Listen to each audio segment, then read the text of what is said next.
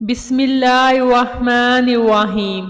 حضرت محمد صلی اللہ علیہ وآلہ وسلم کو دار فنا سے دار البقاء کی طرف رحلت فرمائے ابھی 50 برس ہی گزرے تھے کہ 61 ہجری میں عراق شہر کوفہ سے کچھ فاصلے پر کربلا کے مقام پر یزید کے لشکر نے فرزند رسول حضرت سیدنا امام حسین رضی اللہ تعالی عنہ کو سفر کی حالت میں ان کے اہل و عیال اور رفقا سمیت شہید کر دیا۔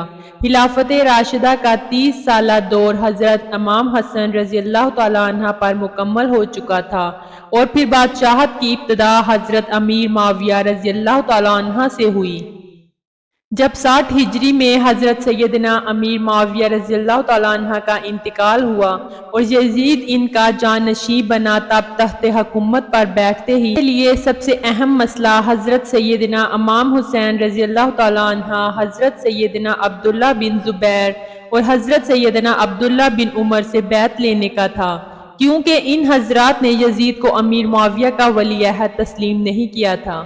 اس کے علاوہ وہ ان حضرات سے یزید کو یہ خطرہ بھی تھا کہ کہیں ان میں سے کوئی خلافت کا دعویٰ نہ کر دے اور کہیں ایسا نہ ہو کہ سارا حجاز مقدس میرے خلاف اٹھ کھڑا ہو۔ جب امام حسین رضی اللہ تعالیٰ عنہ کے دعوی خلافت کی صورت میں عراق میں بھی بغاوت کا سخت اندیشہ تھا۔ ان وجوہ کی بنا پر یزید کی پیش نظر سب سے بڑا مسئلہ اپنی حکومت کی بقا اور اسے تحفظ دینا تھا، لہٰذا اس نے ان حضرات مقدسہ سے بیعت لینا ضروری سمجھا۔ چنانچہ اس نے مدینہ کے گورنر ولید بن عقبہ کو حضرت سیدنا امیر معاویہ کی وفات کی خبر دی اور ساتھ ہی ان حضرات مقدسہ سے بیعت لینے کے لیے سخت تاکیدی حکم بھیجا۔ ولید نے حضرت سیدنا امام حسین رضی اللہ تعالیٰ عنہ کو سیدنا امیر معاویہ کی وفات کی خبر دی اور یزید کی بیعت کے لیے کہا۔ آپ رضی اللہ تعالیٰ عنہ نے تعزیت کے بعد فرمایا، میرے جیسا آدمی اس طرح چھپ کر بیعت نہیں کر سکتا اور نہ میرے لیے اس طرح چھپ کر بیعت کرنا مناسب ہے۔ اگر آپ باہر نکل کر عام لوگوں کو ان کے ساتھ ہمیں بھی دعوت دیں تو یہ مناسب ہوگا۔ یزید کی بیعت حضرت سیدنا امام حسین رضی اللہ تعالیٰ عنہ کو قلبی طور پر سخت ناپسند تھی، کیونکہ وہ نااہل تھا اور اس کا تقرر بھی خلفائے راشدین کے اسلامی طریقہ انتخاب کے بالکل خلاف ہوا تھا۔ اس لیے آپ احتجاجاً اس کے خلاف تھے اور دوسری طرف حالات اجازت نہیں دے رکھے تھے کہ آپ علی الاعلان اس کے خلاف آواز بلند کریں، لہٰذا آپ رضی اللہ تعالیٰ عنہ اپنے اہل و عیال اور عزیز و اقارب کو ساتھ لے کر مدینہ منورہ سے مکہ مکرمہ کی طرف ہجرت فرما گئے۔ آپ رضی اللہ تعالیٰ عنہ کے مکہ مکرمہ پہنچنے کی خبر سن کر لوگ جوک در جوک آپ کی خدمت میں حاضر ہو کر زیارت کا شرف حاصل کرنے لگے۔ اب اہل کوفہ کو حضرت سیدنا امیر معاویہ رضی اللہ تعالیٰ عنہ کے انتقال کی خبر ملی اور انہیں اس بات کا علم ہوا کہ حضرت سیدنا امام حسین رضی اللہ تعالیٰ عنہ نے یزید کی بیعت سے انکار کر دیا ہے، تو انہوں نے سیدنا امام حسین رضی اللہ تعالیٰ عنہ کے نام ہزاروں کی تعداد میں خطوط لکھے کہ آپ جلد از جلد کوفہ تشریف لے آئیے۔ مسند خلافت آپ کے لیے حالی ہے، ہمارے اموال اور ہماری گردنیں آپ کے لیے حاضر ہیں، سب کے سب آپ کے منتظر ہیں، آپ کے سوا کوئی ہمارا امام پیشوا نہیں، آپ کی مدد کے لیے یہاں ہزاروں کا لشکر حاضر ہے۔ حضرت امام حسین رضی اللہ تعالیٰ عنہ نے جب اہل کوفہ کے خطوط میں ان کے جذبات، عقیدت، محبت، جان و مال قربان کرنے کی تمناؤں اور کوفہ آنے کی التجاؤں کو دیکھا تو فیصلہ کیا کہ حالات معلوم کرنے کے لیے پہلے اپنے چچا زاد بھائی حضرت مسلم بن عقیل رضی اللہ تعالیٰ عنہ کو بھیجا جائے۔ چنانچہ آپ نے انہیں اہل کوفہ کے نام ایک خط دیا اور فرمایا کہ آپ کوفہ جا کر بذات خود براہ راست حالات کا صحیح اندازہ لگا کر ہمیں اطلاع دیجیے۔ اگر حالات سازگار ہوں تو میں بھی آ جاؤں گا اور اگر حالات نامناسب ہوں تو آپ بھی واپس تشریف لے آئیے۔ اگرچہ امام حسین رضی اللہ تعالیٰ عنہ کی شہادت کی خبر مشہور تھی اور کوفیوں کی بے وفائی کا پہلے بھی تجربہ ہو چکا تھا، مگر جب یزید بادشاہ بن گیا تو اس کی حکومت سلطنت دین اسلام کے لیے خطرہ تھی اور اسی سبب سے اس کی بیعت ناروا تھی اور وہ طرح طرح کی تدبیروں اور حیلوں سے چاہتا تھا کہ لوگ اس کی بیعت کر لیں۔ بہرحال سیدنا مسلم بن عقیل رضی اللہ تعالیٰ عنہ نے اہل کوفہ کی بے پناہ محبت عقیدت کو دیکھ کر حضرت سیدنا امام حسین رضی اللہ تعالیٰ عنہ کی خدمت میں خط لکھ کر بھیجا کہ ہزاروں افراد نے میرے ہاتھ پر بیعت کر لی ہے اور یہاں کے سب لوگ آپ کی تشریف آوری کے منتظر ہیں۔ امام حسین رضی اللہ تعالیٰ عنہ اس اطلاع کے بعد کوفہ جانے کا عزم کر لیا، اور ادھر کوفے میں جو فساد برپا ہو چکا تھا اس کی آپ کو اطلاع نہیں ہوئی۔ حضرت سیدنا امام حسین رضی اللہ تعالیٰ عنہ نے 3 ذی الحج 60 ہجری کو اپنے اہل بیت خدام وغیرہ کل 82 افراد کو ہمراہ لے کر راہ عراق اختیار فرمائی۔ راستے میں حضرت سیدنا امام حسین رضی اللہ تعالیٰ عنہ کو کوفیوں کی بد عہدی اور حضرت سیدنا مسلم بن عقیل رضی اللہ تعالیٰ عنہ کی شہادت کی خبر ملی۔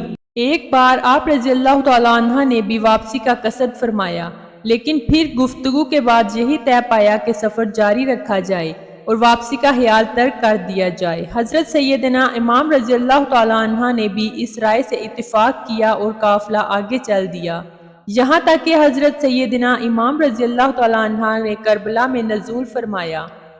یہ محرم الحرام 61 ہجری کی تاریخ تھی۔ آپ رضی اللہ تعالیٰ عنہ نے اس مقام کا نام دریافت کیا تو معلوم ہوا اس جگہ کو کربلا کہتے ہیں۔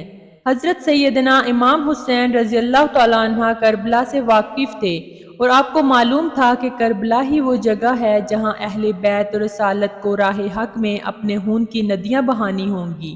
انہی دنوں آپ رضی اللہ تعالیٰ عنہ کو حضور سید عالم صلی اللہ علیہ وآلہ وسلم کی زیارت ہوئی۔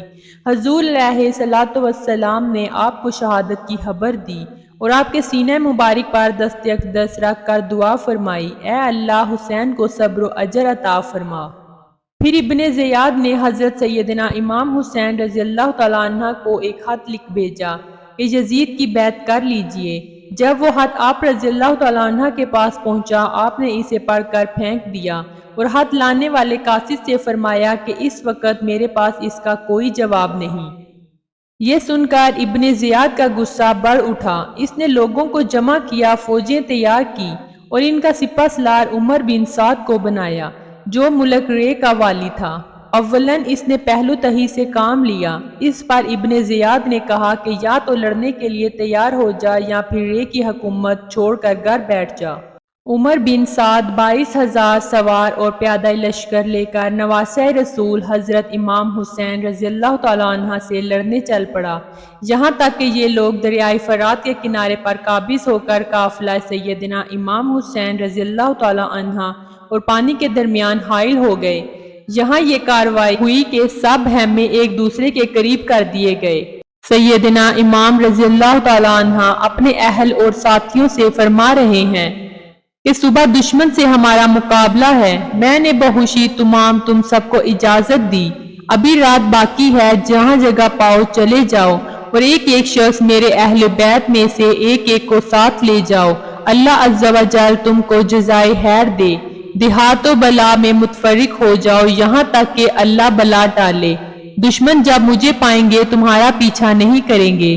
یہ سن کر امام کے بھائیوں، صاحبزادوں، بھتیجوں اور عبداللہ بن جعفر کے بیٹوں نے عرض کی کہ ہم ایسا کس لیے کریں؟